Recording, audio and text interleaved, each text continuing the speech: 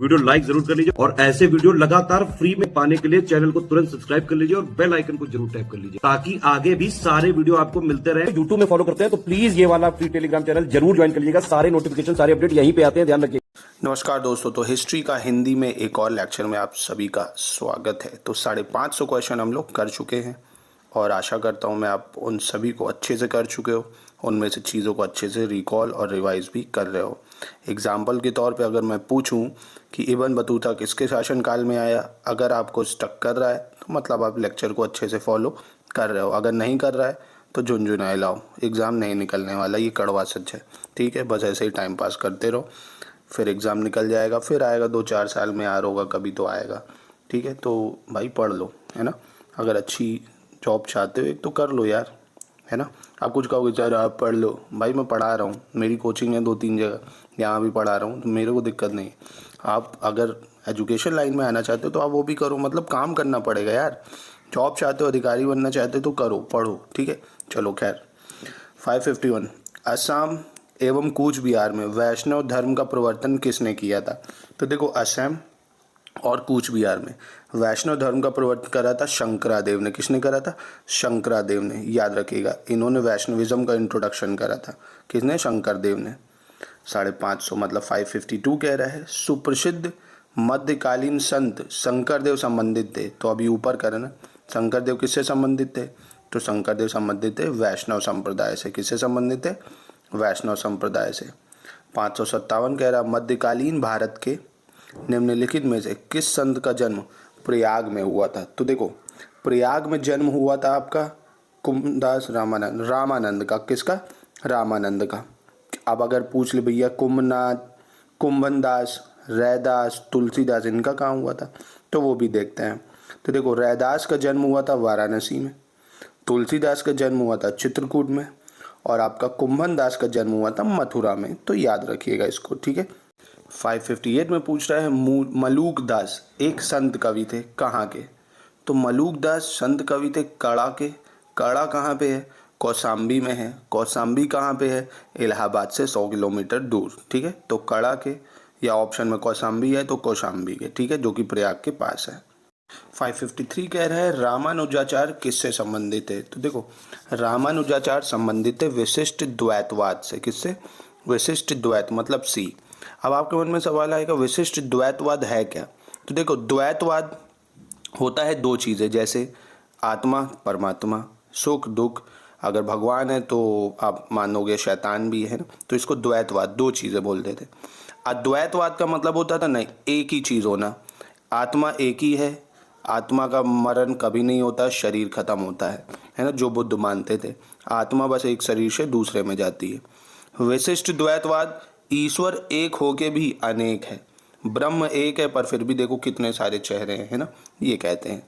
तो हालांकि ये बहुत तगड़ी फिलॉसफी है। अब इसमें ये ध्यान रखो, रामानुजाचार्य किससे संबंधित है? तो विशिष्ट द्वैतवाद। इससे क्वेश्चन कम ही आते हैं, बट अगर आ गए तो टक कर सकते हो। ठीक है। 554 पूछ रहा है शुद्ध अद्वैतवाद प्रतिपादन किसने किया था। तो शुद्ध अद्वैतवाद वल्लभाचार्य ने किया था। किसने किया था? वल्लभाचार्य ने। ऑप्शन बी हो जाएगा। 559 कह रहा है कि सही कलाक्रम मतलब क्रोनोलॉजी बताइए, कौन पहले आया कौन बाद में। तो देखिए, कबीर सबसे पहले 1398 से 1518 इनका टाइम पीरियड है, याद रखिएगा। सिकंदर लोदी के टाइम में थे ये। फिर गुरु नानक 1469 से 1539। ठीक है। फिर मीराबाई की बात करें अगर, तो मीराबाई आती हैं 1498 से 1557, और चैतन्य ये आते हैं 1486 से 1534। ऐसे ही है। ठीक है, ऐसे ही क्या मतलब फिक्स है यही। तो ये है सही कालानुक्रम, तो याद रखिएगा, ऑप्शन ए हो जाएगा इसका। 560 पूछ रहा है रामानुज के अनुयायियों को क्या कहा जाता है। तो रामानुज के अनुयायियों को वैष्णव कहा जाता है। क्या कहा जाता है? वैष्णव, क्योंकि इन्होंने वैष्णविज्म की शुरुआत करी थी। तो याद रखिएगा, तो 560 का बी हो जाएगा आंसर। 561 पूछ रहा है निम्नलिखित में से कौन सा स्थान गुरु नानक का जन्म स्थल था। तो देखो, गुरु नानक साहब का जन्म 15 अप्रैल 1469 को वेस्ट पंजाब मतलब जो कि अब पाकिस्तान में है, ननकाना एक जगह है, वहाँ पे हुआ था। ठीक है, याद रखिएगा इसको। किसके शासनकाल में इन्होंने, पूछे अगर, सिख धर्म की स्थापना की, जो कि 562 में पूछ भी रहा है, तो उस समय जो राजा था वो था सिकंदर लोदी। याद रखिएगा, ये इंपॉर्टेंट है क्वेश्चन। 1469, 15 अप्रैल, वेस्ट पंजाब, शासक सिकंदर लोदी। ठीक है। 567, निम्नलिखित में से कौन वरकारी संप्रदाय का संत था? तो वरकारी संप्रदाय का जो संत थे वो थे नामदेव। कौन थे? नामदेव। 568 पूछ रहा है, भारत में चिश्तिया सूफी मत को स्थापित किसने किया? तो भारत में चिश्तिया सूफी मत को स्थापित किया ख्वाजा मोइनुद्दीन। किसने? ख्वाजा मोइनुद्दीन, यानी ऑप्शन बी हो जाएगा। 563 में पूछ रहा है, मीराबाई किसके समकालीन थी? तुलसीदास, चैतन्य महाप्रभु, गुरु नानक या रामकृष्ण परमहंस? तो देखो इसमें डिस्प्यूट है क्वेश्चन में। कारण क्या है? तो देखो मीराबाई एक बहुत ही राजशाही परिवार से थी। इनकी शादी भी एक राजा से हुई थी जिसकी बाद में मृत्यु हो जाती है, तो ये बाद में कृष्ण जी की पूरी तरह से भक्ति में लग जाती हैं। अब देखो उस टाइम अगर बात करें तो तुलसीदास इनके कंटेम्प्रेरी थे, गुरु नानक भी इनके कंटेम्प्रेरी थे, चैतन्य महाप्रभु भी थे, पर रामकृष्ण परमहंस ये नहीं थे। क्योंकि रामकृष्ण परमहंस अभी ये इनको मॉडर्न हिस्ट्री में हम लोग पढ़ेंगे 1836 से 1886 में ये आते हैं। ठीक है। तो यानी यार ये तो तीनों ही ऑप्शन सही है, ऑप्शन डी नहीं होना चाहिए इसमें। ठीक है। बट ऑफिशियल आंसर की गए हिसाब से बी को करेक्ट माना गया है। ठीक है। पर हालांकि तीनों ही ठीक हैं। 564 में पूछ रहे हैं, निम्नलिखित में से कौन इस्लाम से प्रभावित था? तो देखो जो नामदेव थे भक्ति मूवमेंट के, ये इस्लाम धर्म से भी काफ़ी प्रभावित थे। ठीक है। कौन? नामदेव, याद रखिएगा। 559 पूछ रहा है, भारत में चिश्तिया संप्रदाय का प्रथम सूफी संत कौन था? तो देखो चिश्ती संप्रदाय का प्रथम जो सूफी थे वो थे शेख मोइनुद्दीन चिश्ती। कौन थे? शेख मोइनुद्दीन चिश्ती। 570 पूछ रहा है, निम्नलिखित सूफी संतों में से कौन एक सर्वप्रथम अजमेर में बस गए थे? तो देखो यही शेख मुजीब जो मोइनुद्दीन चिश्ती थे, ये अजमेर की दरगाह में ही वहीं पे बस गए थे जाके। ठीक है। तो ऑप्शन ए इसका भी हो जाएगा। 565 पूछ रहे हैं, चैतन्य महाप्रभु किस संप्रदाय से संबंधित थे? तो देखो चैतन्य महाप्रभु अभी पढ़ा हमने, वैष्णव संप्रदाय से। किससे? वैष्णव संप्रदाय से। 566 पूछ रहा है, तुलसीदास किसके समकालीन थे? तो देखो तुलसीदास जो थे वो अकबर और जहांगीर दोनों ही के समकालीन थे। कारण है अकबर का शासनकाल 1556 से 1605 था, फिर जहांगीर का 1605 से 1627। ठीक है। तुलसीदास दोनों ही के कंटेम्प्रेरी मतलब समकालीन थे। ठीक है। 571 में अब पूछ रहा है, निम्नलिखित में से कौन सूफीवाद की चिश्तिया शाखा का संस्थापक था? तो देखो चिश्तिया शाखा सूफी का ख्वाजा अबू अब्दाल था। कौन था? ख्वाजा अबू अब्दाल, यानी ऑप्शन सी हो जाएगा। 572 पूछ रहा है, ख्वाजा मोइनुद्दीन चिश्ती किसके शिष्य थे? तो ख्वाजा मोइनुद्दीन चिश्ती जो थे वो किसके शिष्य थे? वो थे ख्वाजा उस्मान हरूनी के। किसके? ख्वाजा उस्मान हरूनी। तो देखो यार ये थोड़े से out of the ranges question है। कई लोग भक्ति सूफी मूवमेंट नहीं पढ़ते हैं, कारण है क्वेश्चन कम आते हैं, तो इसलिए इसको ब्रीफली देखना है।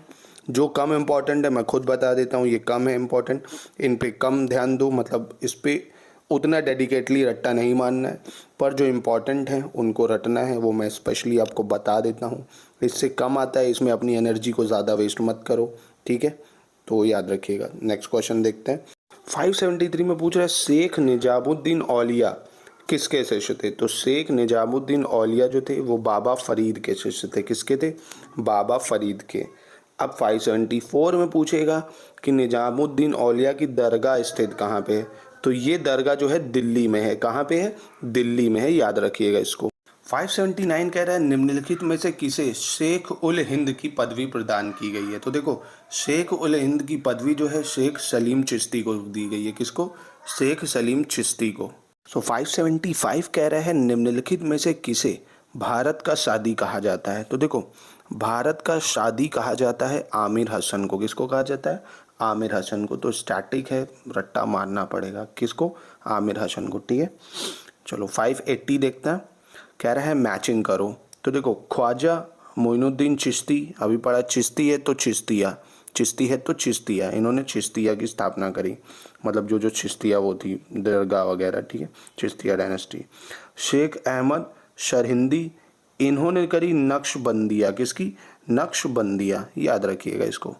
दारा शिकोह की बात करें तो कादरिया दारा शिकोह है, कादरिया दारा शिकोह। और शेख शहाबुद्दीन, इन्होंने बच गया आपका कौन था? शुरवादरिया है ना, शुहार वर्दिया। तो याद रखिएगा, एक बार फिर से रिकॉल करता है। ख्वाजा मोइनुद्दीन चिश्ती, चिश्तिया। शेख अहमद शिरहिंदी, नक्शबंदिया, ठीक है, नक्शबंदिया। दारा शिको, कादिरिया। शेख शहाबुद्दीन, सुहारा वर्दिया, ठीक है। थोड़ा टफ है बट एक दो बार करोगे हो जाएगा। नेक्स्ट क्वेश्चन पे मूव करते हैं। 576 मोस्ट इम्पॉर्टेंट क्वेश्चन है, इसको थोड़ा अच्छे से करना पड़ेगा, है ना, याद रखिएगा इसको। महबूब इलाही, तो महबूब इलाही किसको बोलते थे? तो देखो, शेख निजामुद्दीन औलिया को महबूब इलाही बोलते थे। क्यों बोलते थे महबूब इलाही? शेख निजामुद्दीन औलिया, ऑप्शन डी। ये सूफ़ी संत थे। कौन थे? सूफ़ी। देखो, दो सूफ़ी थे, एक मोइनुद्दीन चिश्ती, दूसरा निजामुद्दीन औलिया, ठीक है। 581 में पूछ रहा है कि कौन से सूफ़ी संत थे, तो निजामुद्दीन औलिया और मोइनुद्दीन चिश्ती, 2 और 3, इन दो के नाम याद रखो। इनको क्या बोला जाता था? सूफ़ी संत थे, अजमेर इनका सेंटर था। और महबूब इलाही कौन था पूछ ले तो शेख निजामुद्दीन औलिया। तो यहीं पे इस लेक्चर की करते हैं समाप्ति। मिलते हैं नेक्स्ट क्लास में। नमस्कार दोस्तों।